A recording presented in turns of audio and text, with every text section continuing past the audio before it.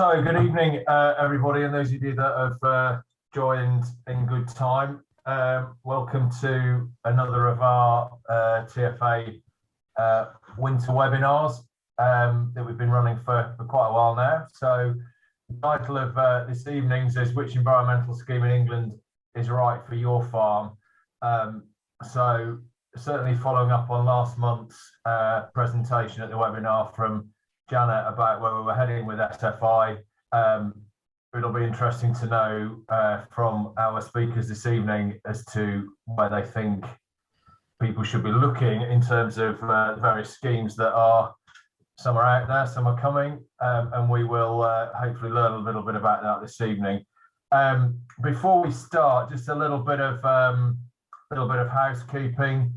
First of all, just so you know, the session is recorded and is available on our YouTube channel and on our website after the seminar. So if there's anybody you know who would like to have been here but can't be, that's where to go. Or indeed, if you want to look back and hear it again or see bits you perhaps missed, those are the places to go. I should also say that if you can use the Q&A button on the screen for any questions that come up rather than the chat box, that would be really good. And we will use the Q&A and we will try and get round to answering as many of those questions as we can during the session, during the Q&A session after the presentations. I should say that all of the contributors this evening have agreed to answer questions we don't get around to, and as those of you that have attended these before know that we very rarely get around to all the questions in the time that we're given, but they do get answered. So if you do have a pressing question or do you have a question and it doesn't get answered, please panic, it will be answered. I should also add that once again the webinar is being sponsored by Oxbury Bank, who, as we said last time, they're the kind of new kid block, which is nice to see in the banking world. They were founded in 2021. They're bankers, farmers and technologists, and they're the UK's only bank which is 100% dedicated to serving farmers, food producers and the rural economy. And they understand the importance of relationship managers with knowledge of both farming and finance, and are keen to have opportunities to see farmers face to face on farm, and combined with modern technology, they're able to deliver quick decisions and competitively priced products. And they understand that farming is a people business. So perhaps a bit of a breath of fresh air in the finance world. And so we're very grateful to Oxbury for coming on board with the TFA and sponsoring these series of webinars. I should also add that in case you missed them, we've had a number. The most recent webinars we've done last month was around DEFRA update on the Elms thing. January, we were talking about the ROC report. Before Christmas, we covered putting farm tenants in pole position to take advantage of natural capital, and also the slurry storage scheme. And many of you will be aware that we also have some teaching videos available on the website and the YouTube channel. So please go and take a look at those. As ever, I'm conscious of time though, and what we really want to know about is what are our best environmental schemes for our farm. So without further ado, we'll crack on with the evening, and I'm very pleased to welcome, and we've got 4 speakers this evening, so we're very well covered to answer lots of the questions. First up, we've got David Meredith and Helen Newbrook from DJM Consulting. David is the principal rural business consultant at DJM, as a consultancy firm that he himself started in 2004, so nearly 20 years ago, and previously worked with ADAS and was the director and head of farm business for land agents in Northamptonshire before setting up DJM. He's also a TFA regional committee member, former chair of BIAC, and a mentor for the Prince's Countryside Fund. So, and also founder, member and director of the Natural Capital Consortium, with a focus on monetising natural capital. So it'll be interesting to perhaps get a bit of a spin on the private angle to environmental schemes as well. And also from DJM, we've got Helen Newbrook, who's a farmer's daughter with a first-class degree in agriculture with farm business management, and has a passion for promoting sustainable land management practices and helping rural businesses to prosper. And she's currently at DJM taking a lead on delivering the free business advice to farmers under DEFRA's Future Farm Resilience Fund, which I would encourage people to get involved with. So, because I think it's a good opportunity to review where your business is and what the outlook may look like. So Helen's leading on DJM for that. After Helen and David's presentation, we'll be joined by two of the senior representatives from the RPA who, and as I'm sure many of you know, the TFA, we spend a lot of time or some time lobbying and working with the RPA, and Sandy Capilla and Simon Lunnis we've worked with for quite a time, and you'll have the opportunity to ask questions and give some feedback to them. So again, please put your questions in the Q&A box at the bottom, and we'll try and pick those up. We do have a number of questions that have been sent in previously. All of the speakers have seen those questions ahead of tonight, so we'll try and sort of mix and match and cover those off. So I think probably it's best to crack on, and I'll invite David and Helen to join us and put their spin on what environment scheme is right for your farm. So over to you, David and Helen. Thank you very much, Mark, and a very good evening to you all. So Helen and I are going to do a double act. I will do some introductions, speak very briefly, and then hand over to Helen to go through the schemes in a little bit more detail, with the primary focus of trying to help TFA members engage in the schemes that are offered and to decide what's going to be suitable for your individual farm. A month ago, as Mark has already intimated, you had Janet Hughes. I'm not going to be able to speak as fast and as coherently probably as Janet does, but what we will focus on is practical solutions, because the reality is the schemes have arrived.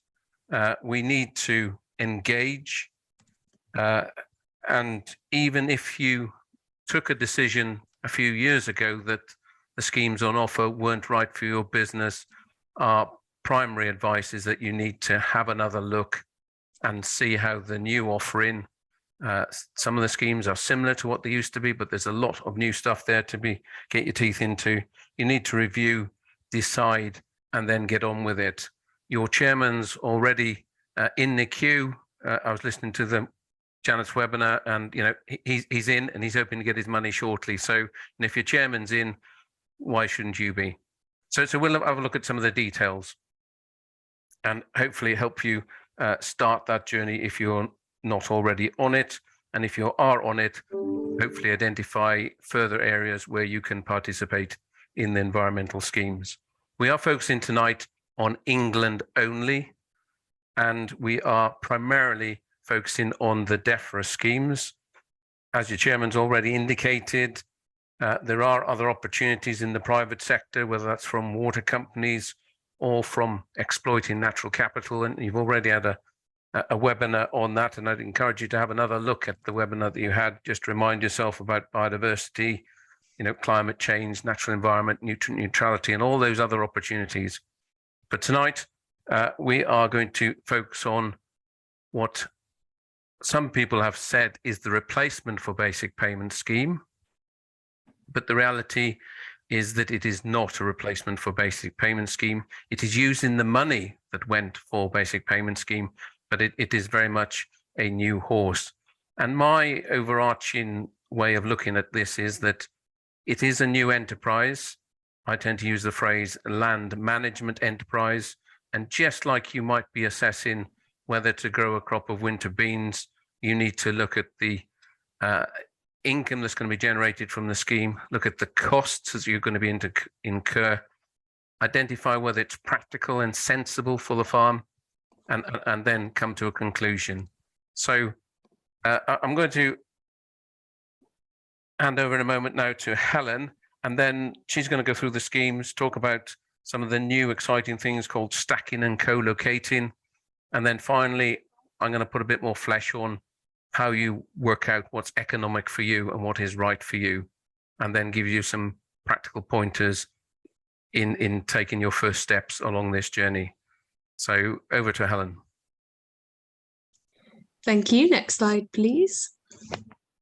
So as David's mentioned, just a quick reminder really that the BPS is reducing and going by 28. Obviously, it's the end of direct payments, and that's a fundamental change over the transition period. Another fundamental change with regards to the schemes is that we've got these new domestic terms and conditions, and we will mention those in a later slide. So next slide, please. So this slide is just showing an overview of all the grants and schemes on offer in 2023. But tonight we are focusing on the middle band, so relating to environmental schemes, and in particular the new ELM schemes that will replace the legacy, sort of the higher level stewardship and countryside stewardship schemes. We do also have the farming in protected landscape scheme, which is running until March 2025. And this is available to farmers and land managers within an AONB or national park. And it's for projects that contribute to specific outcomes and provide value for money, very much up to an individual to sort of come up with a project idea and push it forward. But tonight's focus is on the 3 ELM options. So the sustainable farming incentive, countryside stewardship, note this was previously local nature recovery, and then finally the third one is landscape recovery. So next slide, please. So option 1, the sustainable farming incentive.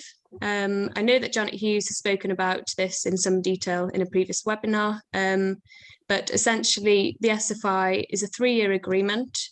It's a pounds per acre scheme where you can choose which fields to enter. There are 3 standards currently available at introductory and intermediate levels. And as shown on the screen, each standard has a set of actions to complete to receive the payment. The payment's made in quarterly instalments and will now include an additional payment of £20 per hectare for up to 50 hectares in the agreement per year. This is to sort of help cover admin costs. With the SFI, there's also the flexibility to amend your agreements once per agreement year during what's called an annual change period. And going forward, there are no penalties or inspections. Instead, there's just site visits. And in a worst case sort of scenario, it's just a case of possible repayments. So no penalties with the SFI. Applications for these 3 standards shown on screen are currently open. They have been since June 2022. And the application window is sort of rolling, so it's open all year round. Applications are submitted online. It's quite a simple process, and agreements start sort of first of a month following application submission. You do also have the first 12 months to complete the actions within the standards. Next slide. So following on from these 3 standards that are currently available, we have 6 new standards coming out in summer 2023. So these are shown on the screen.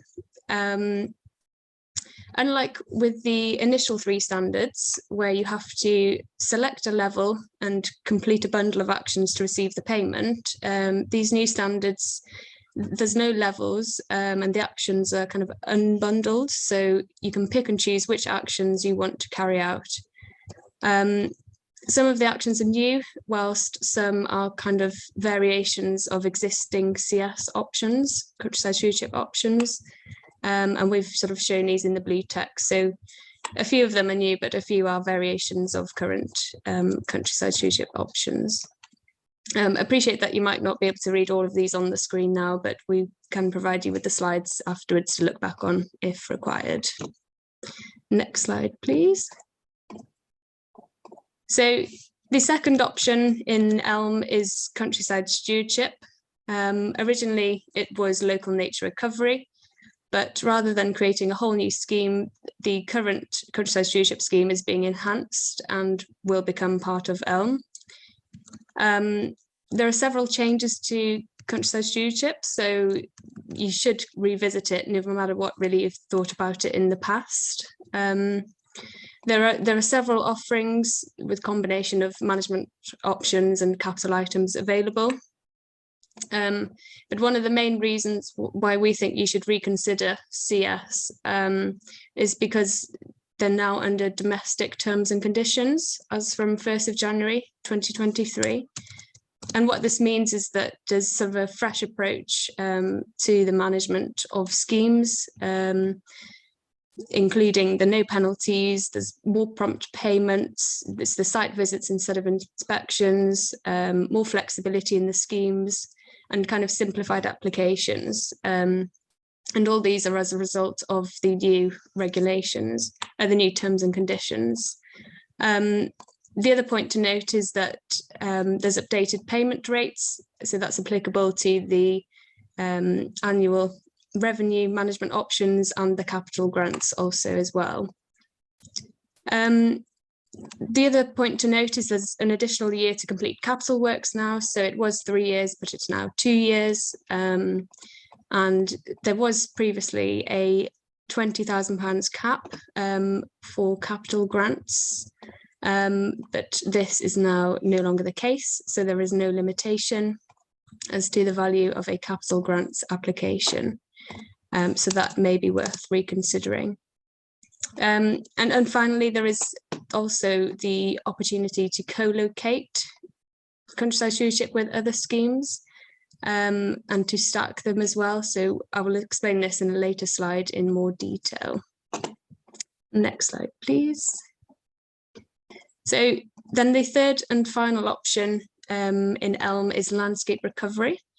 So this involves public and private funding for landscape scale habitat and ecosystem restoration projects. It's for bespoke long-term agreements. There'll be several rounds of landscape recovery. So the first round was last year, focusing on river restoration and species recovery. Round 2 will be available this year in 2023, and it will focus on net zero, protected sites and habitat creation projects. The scheme is for projects involving a minimum of sort of 500 hectares, and you can apply as an individual or as a group of individuals working collaboratively. And DEFRA are looking to take forward approximately 25 projects for this, and then more rounds will follow in future years. Next slide, please. So one of the most fundamental changes with the new schemes is the idea of stacking and co-locate. So we try to illustrate this. And so stacking is having multiple schemes on the same area of land. So one scheme stacked on top of another. So in the example as shown below, you could have the SFI soil standard on the whole area of land, plus there's a specific list of CS options and new SFI actions that you could stack on top, so on the same area of land. And then we also have this idea of co-locate, which is having multiple schemes on the same land parcel. So each scheme side by side as illustrated. So previously, this has not been possible. So it is quite a big change. And, previously, if you were in a CS agreement, it would block the land parcels availability for any other schemes. So it really is, a big opportunity going forward. Next slide, please. So here we have sort of a theoretical example of how you could stack and co-locate schemes on a 10-hectare improved grassland field. So we already have a CS option GS4 on 8 hectares, say. We then can co-locate the SFI improved grassland soil standard on the other 2 hectares. In this example, we've entered the introductory level, and then we can also stack additional SFI actions. So in this example, taking areas out of management, establishing a buffer strip, and also undertaking hedgerow management actions. And this could give sort of, in this example, say a total payment, including the SFI management payment, of £3,818 per year for this example. And then in the next slide, we've also illustrated the same for an arable field. So again, we've co-located the arable soils SFI standard with a grass buffer strip CS option. We've then stacked additional SFI actions. So in this example, maintaining grassy field blocks, pollen and nectar plots, buffer strips, and hedgerow management. And this would give a total payment, including the SFI management payment, of £2,237 in this example. So, you know, hopefully appreciate might have run through that quite quickly, but that's just trying to illustrate how, you know, we can now co-locate and stack schemes and sort of, you know, maximize income streams really from multiple sources. Next slide, please.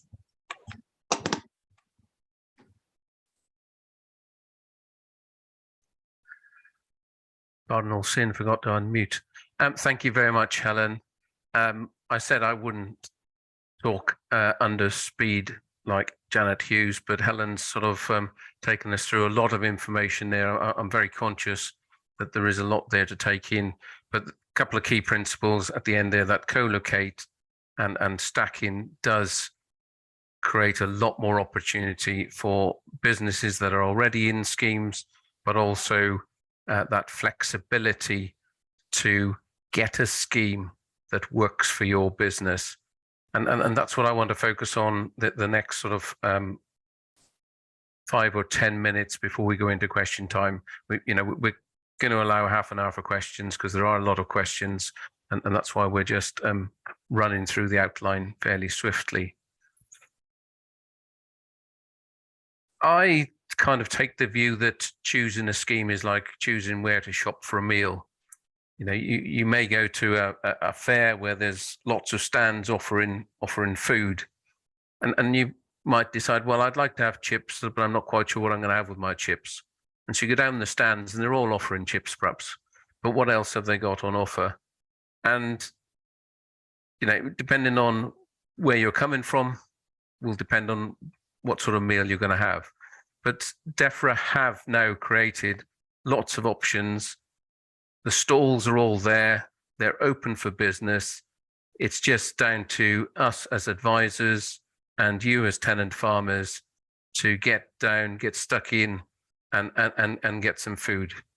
It's the money that you did have in a much easier way through the BPS, but it is there to be tapped into. So how do we actually decide what's best? Helen's outlined, you know, on 2 very good examples that you can create, even on a small 10-hectare or one parcel, significant level of income, which can get one excited. I will look at in a moment at the costs, and because I believe it's very important that we look at the costs of delivering these services, because that will inform the economic part of the decision.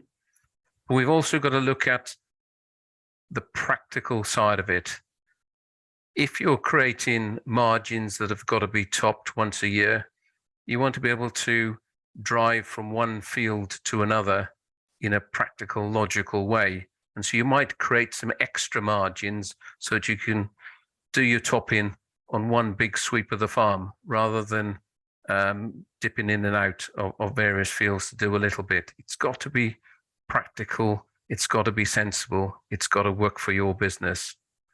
And it requires quite a bit of planning to make sure that it is efficient and effective for your business. Fundamentally, as farmers, you know, we are in the business of food production, and we've got to identify how it impacts on the core business. And we mustn't let the core business be distracted. Yes, I think there's a real opportunity for the environmental scheme. If set up correctly, it can complement and enhance the productivity of the farming business. But you've got to take your time, you've got to plan it, and you've got to work through it. Let's have the next slide, please. One of the key things is to keep it simple. So this is the example that Helen showed us a moment ago. And what I want to do now is take this field and put some costs against the options that have been chosen. So if we now turn to my simplified spreadsheet. So we've got the 10-hectare arable field again here with 3 hectares of environmental options, primarily on the periphery of that field. The SW3, 1 hectare, AB1 is the pollen and nectar mixture. The SW1, which is a grass margin again, same as SW3 is a grass infield grass area. And then the land taken out of production, 0.5 hectare under SFI in the corner of the one field. And then we've got 2 hectares of that we're able to get the soils payment of £40 per hectare. So the total costs, the total benefit of participating in those 2 schemes, CS and SFI, on that 10 hectares is just under £9,597 a hectare, or in old money, £242 an acre. If you're moving from an arable to having these options, there are costs of establishment in the first year. So I've allocated some costs, and then we've also got the annual cost of maintaining those in place. So I've put some figures in there, and then that gives us a margin for the scheme period. Now, for simplicity, I have assumed that we would run the CS for 5 years and the SFI for 5 years, although, as Helen has already informed us, you're only contracted under SFI for 3 years initially, but you know, one would expect that you carry on. So if we run both schemes for 5 years, then the average margin per year per hectare for those various options are shown there on the bottom line, which gives us a margin over the 5 years of just over £7,700. On a per acre basis, that's £208 per acre for the 7.5 acres around the periphery of the field. Now, you've got to do your own calculations, determine what the establishment costs are for your business. You know, are you using contractors, or can you do it yourselves? You know, if you're a root crop producer, you may not want to be messing about with establishing grass margins in the spring, or nectar and pollen, as in AB1 in the spring.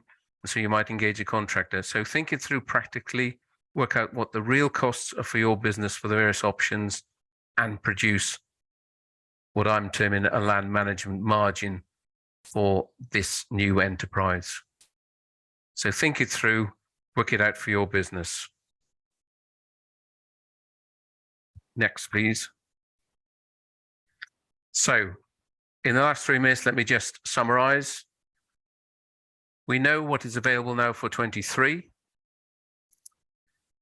Remember, we're on new domestic terms, which means that we've got great flexibility, and this change from applying, not having penalties, and being much more friendly in terms of the approach from the RPA, I think really does open the opportunity to have a scheme and develop a scheme that works for your business. The timely payments are a real credit to the lobbying that's gone on, and thank you to DEFRA for putting that in place. You know, to see quarterly payments come in on the dot every quarter over the last 12 months for people that are already in SFI is a revelation. So that's great news, and I think it can significantly help cash flows. Understand stacking and co-locating. There's a real opportunity to have more than one scheme, and you can have more than one individual scheme. So if you want 2 countryside stewardships, if you're already in a countryside stewardship, but you've got some land that's not participating and you think there are some new options that could work for you, there's nothing stopping you having a second CS scheme. Okay, just some headline figures for some other farmers. We've looked at arable a little bit. In terms of sheep and beef, there are opportunities there in terms of legume herb rich swards, and I know we've got a lot of questions on what options there are for other types, so we'll come back to that in a moment. And there are real options for dairy farmers too. We were on a farm in Staffordshire the other day looking at how we can incorporate herbal lays into a rotation on a dairy unit, and the amount of fertilizer that they're going to be able to save is significant by extending their dairy rotation. Now, I'm very aware that there are many dairy farmers that are very intensive in their production systems, and so there are limitations as to which options can be suitable for that type of business, but I'm sure that'll come out in questioning. Next slide, please. So the wait is over. I think the time is now to have a look at the new options that are available and get stuck in. Janet Hughes very kindly on the last webinar said that you will not be disadvantaged if you apply early for SFI with the existing standards, and DEFRA and RPA are working very hard to make sure that when the new standards come out that you will be able to participate and add those in. The practical working out of that is yet to be determined. So there is no reason in my book that you shouldn't get into SFI. It's a very simple process, and you could start earning some of the money that is there to be had.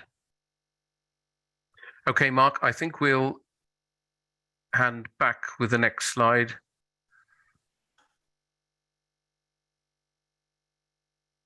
That's brilliant, David, and thank you, Helen, as well. And I think it's actually really interesting and good to see some sort of practical examples that you've worked through there. As you said, Helen, there's quite a lot on there to take in a very short space of time there. So never has there been a better time to go onto our YouTube channel or the website after this and recap and help yourself to look at some of those. But I think it's really helpful to be able to actually see how that can work together, and perhaps work examples in your own business as to how it works.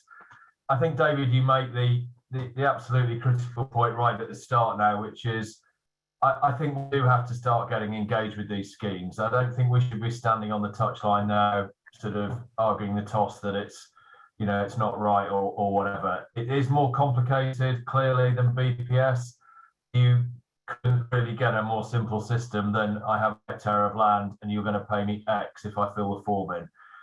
So it's inevitably going to be a bit more complicated and need a little bit more thought as to how you can put it into practice.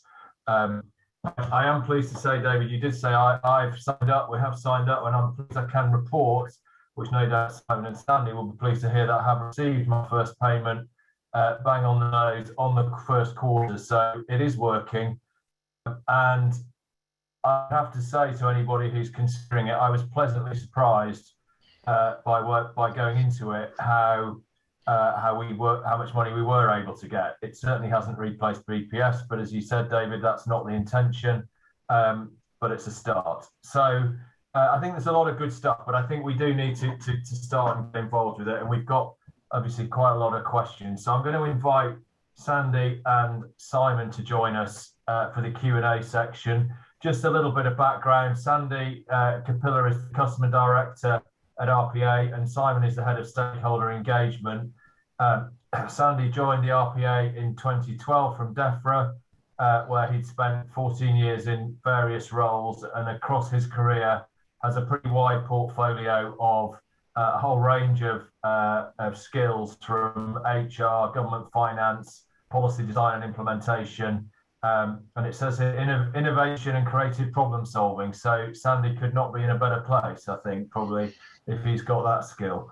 And Simon has a degree in agricultural economics from the University of London, and has had over the years a wide variety of roles advising farmers on applying to agricultural support schemes. I think we're very fortunate to have Sandy and Simon with us this evening. So welcome to Sandy and Simon.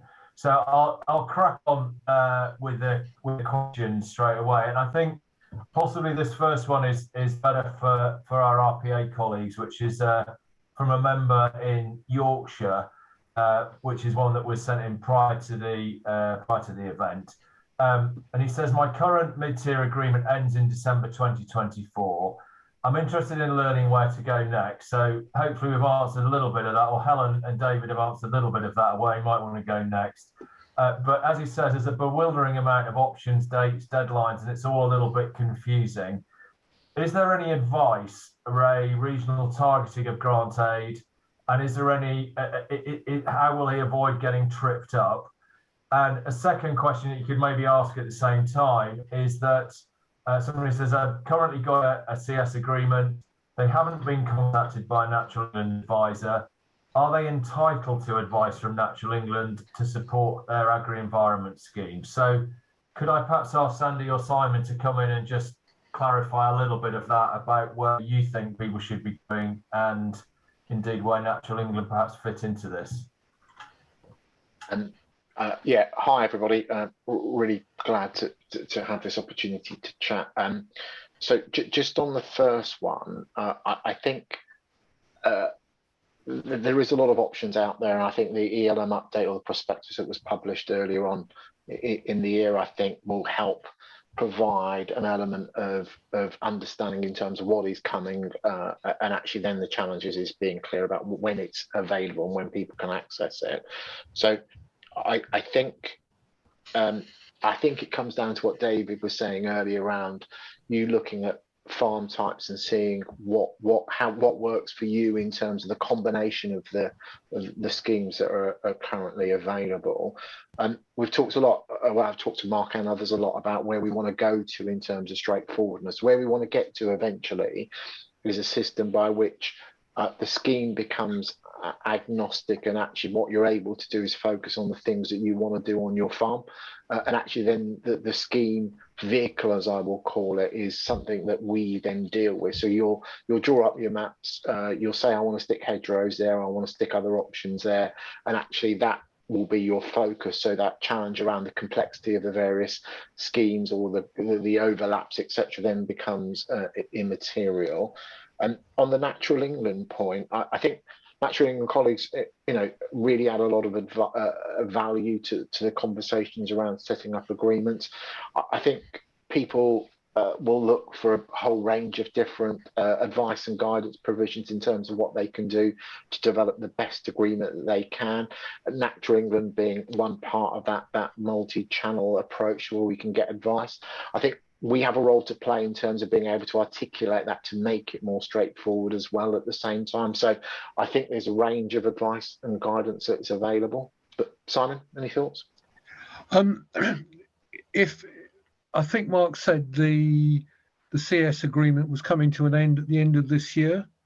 So I think, yeah, so I think the first piece of advice to the TFA member is definitely go online, look at the new CS mid-tier application process, assuming you're in a mid-tier agreement currently, and that will tell you what areas you'll have available and what options you can enter into it.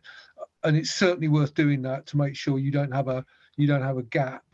And you've got an agreement potentially starting on the 1st of January next year, and you're not left with a period without funding potentially.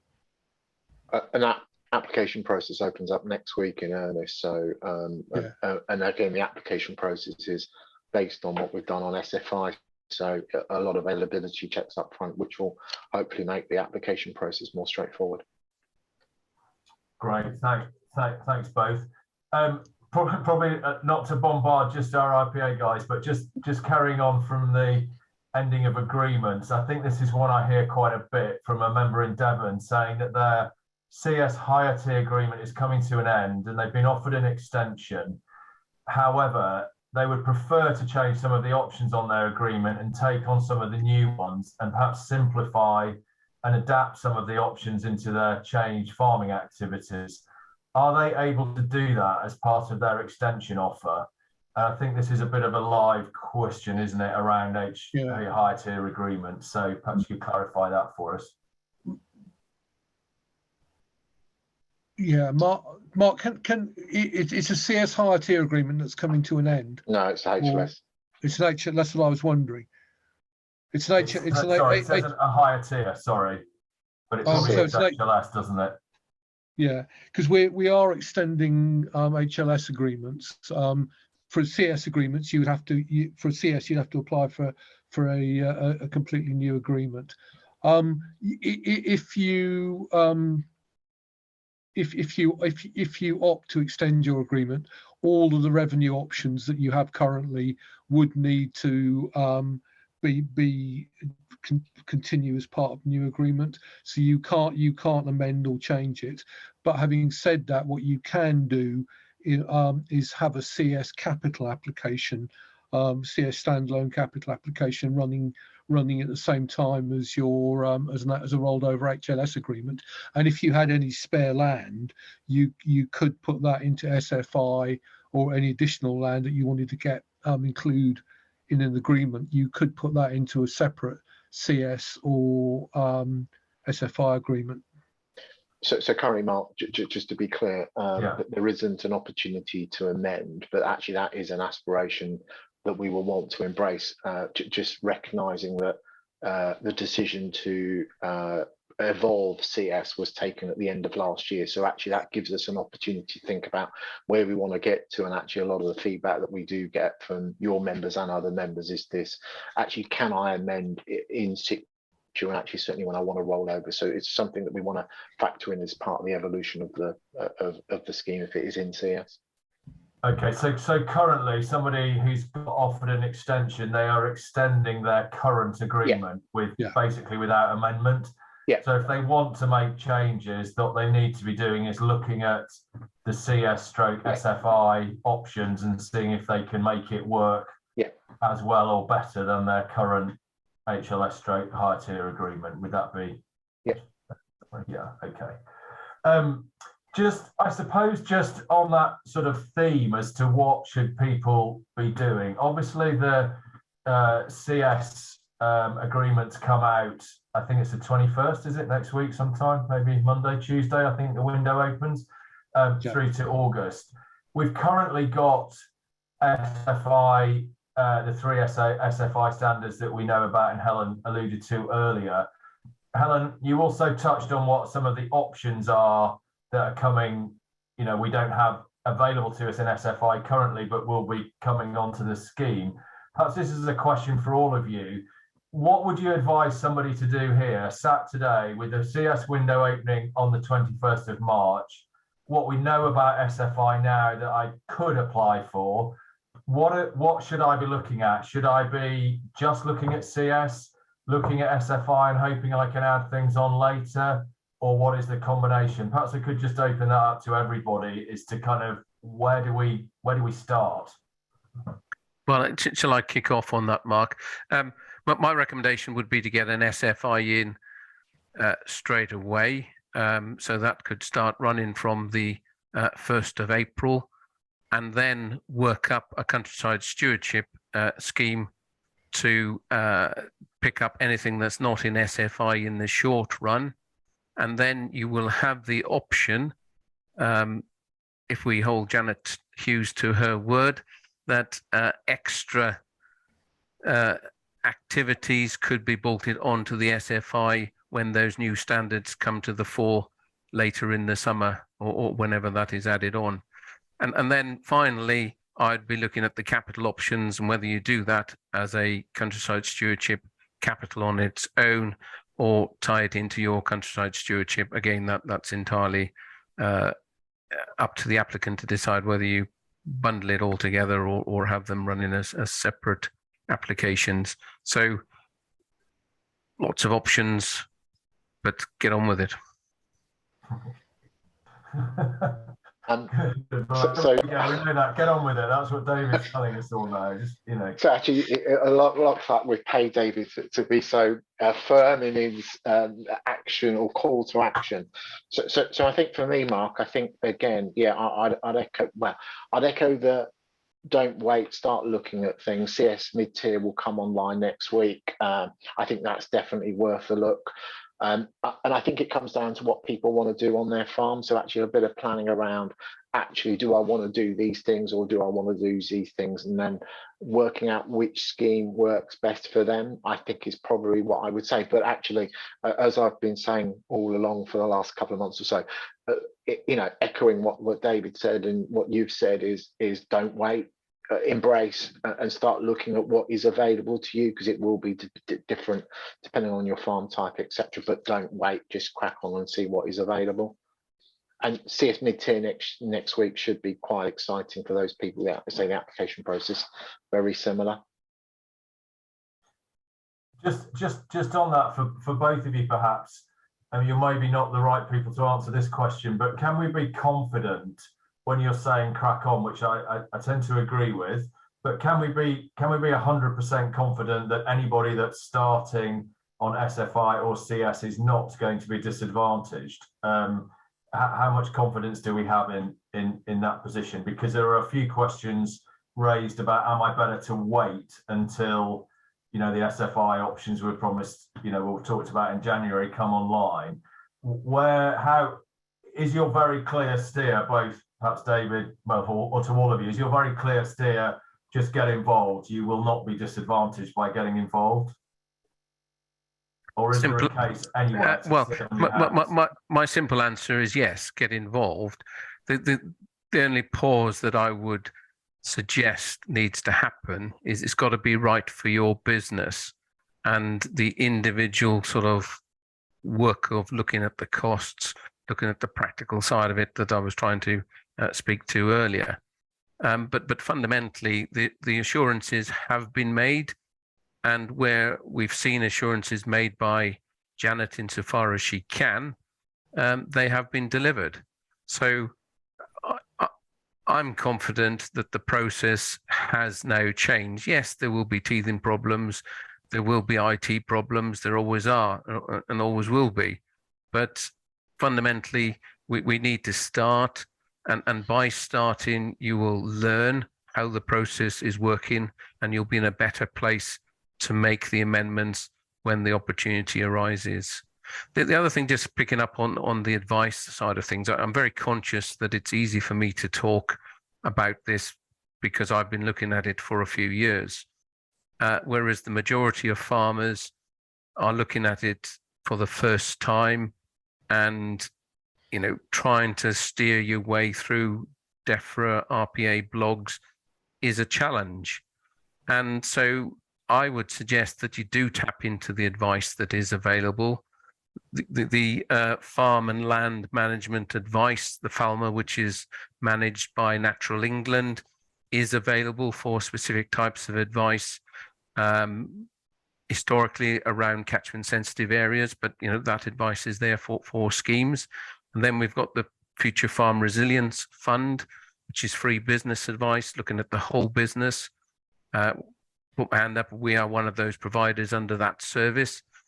And our ability to provide advice on these schemes under that service is something to be grasped, I would suggest. Because it's free, it's there, it's looking at the whole business, the strategy, but a key part of that is understanding the schemes. So take that opportunity. There was a question asked in the Q&A just now about what the CS mid-tier application process looked and felt like relative to SFI, and just to say that the CS application process has now been substantially remodeled, so it does look very much like the SFI online application process, which most people who have gone on and looked at it have said is really simple and intuitive, and it does lead you through step by step by step. So you know, go online and have a look at what is you know, what's available to you. But to pick up on David's point and a sort of variation on his theme, if you're looking for immediate funding and a bird in the hand, an SFI application is definitely the route that will actually deliver you payments most quickly. And then, as David said, there are quite a lot of things. There's quite a lot of work we have to do to make sure that the switching between schemes and switching in and out of options is as seamless as people want. But that's very clearly the aspiration, and that's the undertaking that Janet has given. You know, our chief executive Paul Caldwell has got that aspiration, and so have ministers. Yeah, good. Yeah, I think that's dead right, and it's good to hear. There is a question here though at the end of the chat from and somebody's come on as anonymous, but and I don't know I clearly don't know the answer to this myself, but I guess I'm actually in the same boat as him, so or her, so I'm interested to know the answer. It says that we applied for SFI on landing agreements at the start when it opened, and when there was at the time to be no more CS agreements after 2024. Now this has changed. He's suggesting that he is disadvantaged and tied into SFI when CS is better financially. Is that correct? My gut feeling is it shouldn't be, but maybe Helen or David or any of you could rest assured that he isn't disadvantaged financially. Yeah. So that's correct. There will be the opportunity to leave an existing countryside stewardship agreement, provided that you entered into a new scheme that delivered equivalent or greater environmental benefits. And to do that, there is a form that would need to be completed. To just a note of caution there. You can definitely leave an HLS scheme to go into a scheme of equivalent value. The system would always allow you to put CS options onto a field that you currently have in SFI. The situations in which we would let you change are slightly complicated, but basically, so long as you're changing within a year, and you are staying in a scheme of at least the same value, then you should be okay.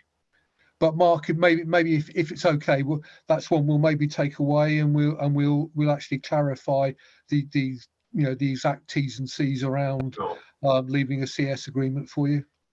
But I think we would be right in saying that in this particular instance, and obviously we can't answer whether we're better off financially or not, no, because we don't know what the detail is. But for somebody that's gone into SFI and as either a CS agreement is either finished or isn't in CS anyway, is able to go into CS in 2023 and add that onto whatever SFI options they've opted for now. Is that correct? So actually not disadvantaged because they can go, if you're back into CS. Is that right?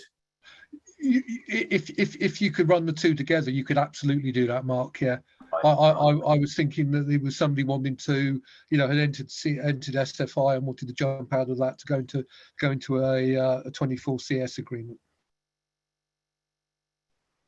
Yeah, I think it's that's right. Well, we can pick that up in detail, Simon. But I think that's great.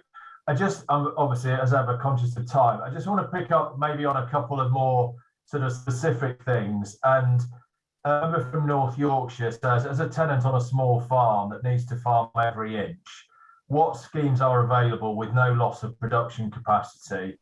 They're farming 140 acres, a lowland dairy farm with 100 plus cows and followers. I think there's a more general point here, which is where do we sit, or what would you advise people who clearly, and as tenants, we tend to be very focused on production and the return from production. That's not to say we don't want to look after the environment, but we have a rent to pay. So I think that's quite a pertinent question. Are there options that people can go into which essentially are adding to the productive capacity to a degree as BPS used to do, rather than a sort of an either or? I wonder whether you could answer that between the four of you. don't know if David or Helen want to have a go first. I mean, what? Yeah, I can jump in.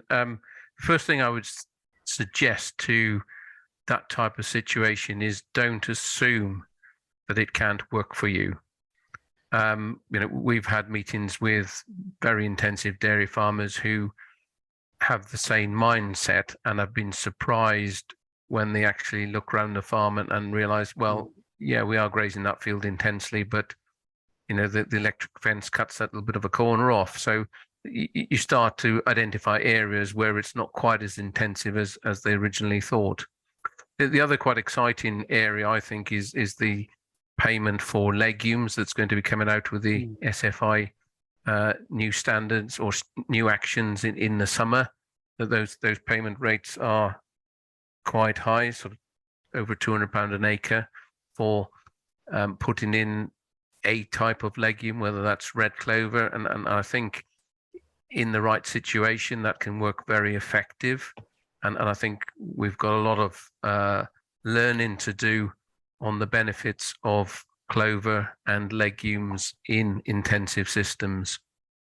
I actually did my thesis back in the day on the benefits of clover, but I won't bore you with that. But I think it's something that's been understated because it was always easier to turn to the bag because it's more uniform and it requires less management. But with the right management in the right circumstance, you can get better economic performance even on a dairy herd. The point you're making, David, about field corners and margins and being honest about how productive they actually are, I think is key to this. You really do have to have a look at the areas that get left when you turn the when you turn the drill around, and just really be honest about that. Also, particularly with some of the soil management standards, I mean, that in some cases, you used correctly, they can actually help the productivity of your farm rather more than actually be a loss. And of course, if nothing else, we will directly pay for your the payments will cover the cost of soil testing. Yeah, I think you probably both David and Simon hit on quite an interesting. It's a mindset around a lot of these new schemes now. In that, I think that you make the point there about some savings on fertiliser and so on. And I think we do have to start looking at these schemes as very much part of the overall business and how it actually works in terms of how we manage our farm, rather than we've got this field corner, it can earn us X, which perhaps is maybe a mindset we've had with environmental schemes, rather than fitting it in as part of another crop. And certainly with BPS, it has a very simple calculation to make, and a very simple, we don't need to do any management differently in order to qualify for BPS. So maybe there's a bit of a mindset change here when we're looking at productive capacity and the impact of these schemes on what we're doing. I'll just, again, we're sort of coming to an end. We're not going to get through all the questions as ever, so apologies to those people that have asked questions that haven't as yet been answered, but rest assured they will be. But again, just on the similar sort of production capacity thing, but around grassland options, we've got a member in Staffordshire who's asking, what are the best options for grassland farmers who don't qualify as species rich or have lays in for too long that classed as arable, to be classed as arable over that 6-year period? Again, it's quite specific, this, I guess, but one of the criticisms we hear is that the options for grassland and certainly upland farmers are less interesting than they are for arable. I wonder, again, whether what the view would be on that, and perhaps you could think of what the best options might be in these circumstances. Okay, I think there's another don't assume element to the answer of this question. Many farmers have got what traditionally we would call sort of intensive lays. They're managed on a regular basis with resowing, but they are classed under the RPA system as being more than 5 years and then arable. But that doesn't preclude one from ploughing them. What I would encourage people to remind themselves of is the environmental impact legislation for agriculture, and that has a 15-year rule as to whether you can plough a sward up or not. And so having the understanding of that 15-year rule may help some of those farmers understand what their options are with regard to whether it can be an intensive pasture or not. And then what follows on from that would be a wider range of options that are available to them. So that's the first thing. Don't assume that you can't do it because you think you cannot. And then I think all the schemes are open to you. And although some of the payments aren't as generous as you might like them to be, they still are payments for probably activity that's already happening. So, you know, it's having, like you said, Mark, the right mindset. Yeah, thank you, David. I won't let you all go away without the last question, which again may not be quite the right panel to answer this, but it would be remiss of me not to ask it. Sorry. Clearly, SFI, they have made some concessions in terms of access to tenants, which is one thing we're particularly concerned about. CS obviously doesn't have those options, and as we know, the average FBT is about 3.2 years, I think. So what would be your recommendation to those members who have an agreement which precludes them from entering CS, perhaps doesn't preclude them from entering SFI, but I suppose where are we in terms of getting those tenants into CS agreements, and what would the advice be to those tenants who can't enter CS either because of they can't get landlord's permission, or secondly they don't have a long enough term of agreement, other than to lobby their MPs very hard to extend the taxation requirements to get longer tenancies? I can chip in unless Sandy or Simon wants to. Obviously, SFI, the standard is a 3-year agreement, but if there's an expectation that the tenancy or the land would be available, even if you've only got it on paper for 2 years, then that is sufficient. So it's important to understand that nuance around the rule, particularly for tenant farmers. So long as there's an expectation, then that's satisfactory. So that's very much a new understanding and a new rule, if you like. And then it is my understanding, but I would just need to check that there is to be some flexibility with countryside stewardship terms if there are exceptional circumstances. And so I would encourage a tenant where he has got particular circumstances that precludes him from ticking the box of 5 years to put that request to the RPA, and I think he might be surprised how favourably that is looked at. Immediately, certainly. I mean, SFI is a route to go if you won't have management control for the full 5 years, and you don't have the cooperation of your landlord. But I mean, Sandy may want to comment as well. But I think particularly where you are looking at options which will deliver benefits over a shorter time period and won't have a sort of permanent transformative impact on your holding. I mean, we are looking to be as flexible as we can in the future. And Mark, you know, a lot of the work that you as an organisation have been doing with Baroness Rock in the publication of her recommendations talks about accessibility of all new ELM schemes to tenants in particular. I think where we want to get to is, can we take some of the discovery work we've done on SFI and apply it to CS, because we now have CS as a longer term vehicle, and actually so similar things that we're doing around annual decks for this year, so no claim forms for CS, rolling windows, quarterly payments for CS that we want to introduce to next year. So actually all of these things, can we take them into the existing scheme? Now is the time for us to look at those options. And I know Paul had a lot of conversations with Baroness Rock in particular about how we can do that. So actually we will take elements of some of those requirements and see what we can do to CS. Okay, that's great. Well, yeah, the sooner we can get that flexibility, the better. I think it's so important that we can have access to all of the schemes. Most of the time we've overrun a little bit, so apologies to everybody for that.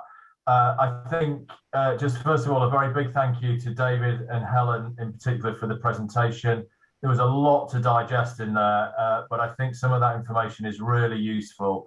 And it's, I must say, David, it's very good to have somebody, not that this is critical of any of our previous webinars, but it's very good to have somebody with a very positive outlook. This is positive for an hour. That's impressive. So I'm really pleased to have had that, and we should all take that on board and start getting engaged. So big thank you to David and Helen.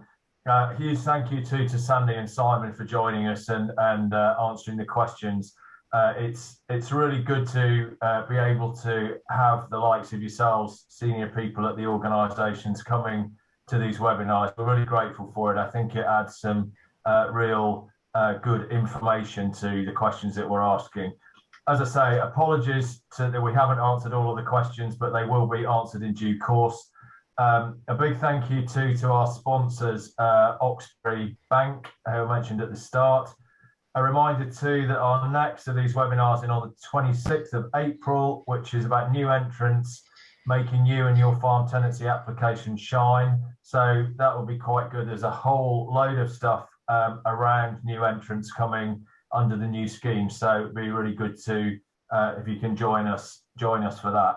So other than that, thank you all very much for joining us. I hope it's been a valuable evening. I hope you've learned something. I think I can safely say I certainly have. If you want to know more, go back and have a look at it back on the website. But thank you very much and enjoy your evening.